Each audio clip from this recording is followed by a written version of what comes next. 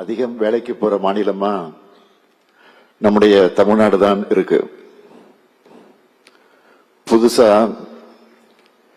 எந்த நிறுவனம் தமிழ்நாட்டில் தொடங்க முன்வந்தாலும் இது மூலமா பெண்கள் எத்தனை பேருக்கு வேலை கிடைக்கும் அப்படின்னு தான் நான் கேட்கறது முதல் கேள்வியா இருக்கும்.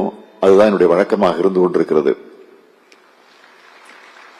இப்ப பல தனியார் நிறுவனங்கள்ல இத்தனை % பெண் தொழிலாளர்களுக்குன்னு சொல்ல ஆரம்பிச்சுட்டாங்க.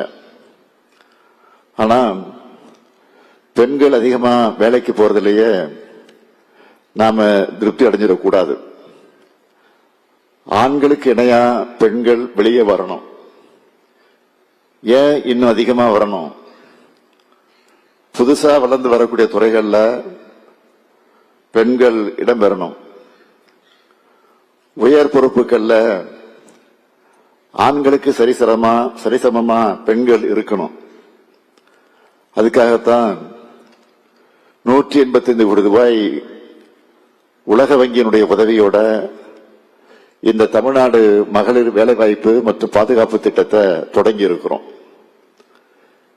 இந்த 2 நாள் மாநாட்டில் விவாதிக்கப்படக்கூடிய கருத்துக்களும் அதனால உருவாக போற ஆக்கப்பூர்வமான சிந்தனைகளும் நம்மோட இலக்கை அடைய துணை நிற்கும்னு நான் நம்புறேன். பெண்கள் தான் இந்த சமூகத்துடைய முதுகெலும்பு. மக்கள் தொகையில சரிவாதியாக இருக்கக்கூடிய பெண்கள் முன்னேறாம எந்த நாடும் வளர முடியாது. தந்தை பெரியார் அவர்கள் 100 ஆண்டுகளுக்கு முன்னையே வலியுறுத்தின கருத்து இது. அவருடைய வழியை பின்பற்றி முத்தமிழறிஞர் கலைஞர் அவர்கள் பெண்களுடைய முன்னேற்றத்திற்கான ஏராளமான திட்டங்களை செயல்படுத்தினார். குடும்ப சொத்தில பெண்களுக்கு சம உரிமை, காவல்துறையில பெண் காவலர்கள்,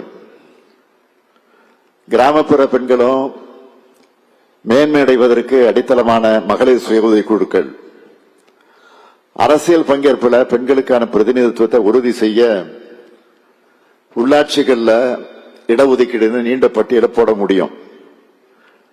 அடுத்து இப்போ திராவிட மாடல் அரசுலையும் பெண்களுடைய சம பங்களிப்பை அதிகரிக்கணும்னு இதுவரை இல்லாத அளவுக்கு பல திட்டங்களை செயல்படுத்திக்கிட்டு இருக்கிறோம்.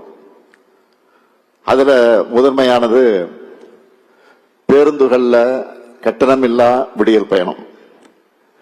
இதன் மூலமா பெண்களின் பயணங்கள் அதிகரிச்சிருக்கு.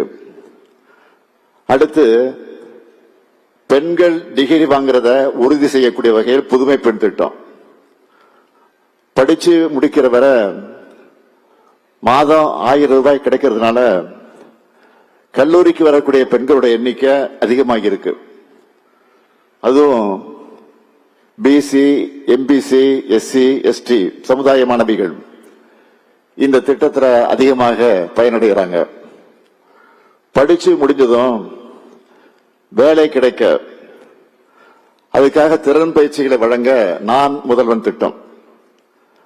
அந்த திட்டத்தோட வெற்றியை இங்கே பேசின முஸ்லிம் மாணவி சொன்னார. அவங்க பேசும்போது அவ்வளவு பெருமையா இருந்துச்சு, மகிழ்ச்சியா இருந்துச்சு எனக்கு. அதே போல வேலை போற இடத்துல பாதுகாப்பா விடுதிகள் வேண்டும் என பல்வேறு இடங்கள்ல தோழி விடுதிகள் திறக்கப்படுது. அதே போல என்னதான் பெண்கள் வீட்டிலே முடங்கிடாம வெளியே வர தொடங்கினாலும் அவங்களுக்கு இருக்கக்கூடிய பெரிய சிரமம் என்னன்னு கேட்டீங்கன்னா சமையல். நம்ம அரசோட காலை உணவு திட்டத்தால அந்த பாரமும் இப்ப குறைஞ்சிடுச்சு.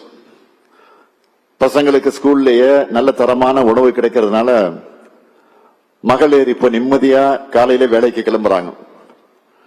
தமிழ்நாடு ரைஸ் உள்ளிட்ட பல்வேறு முன்னெடுப்புகள் மூலமா கிராமப்புற பகுதிகள் வர பெண் தொழில் முனைவோர்களை உருவாக்கி இருக்கிறோம்.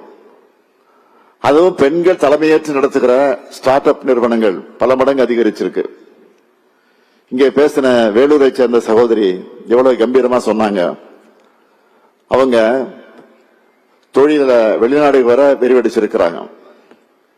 இது எல்லாத்துக்கும் மகுடம் வச்ச மாதிரி இந்த அரசோட முத்திரை திட்டம் அதுதான் கலைஞர் மகளிர் உரிமை திட்டம்.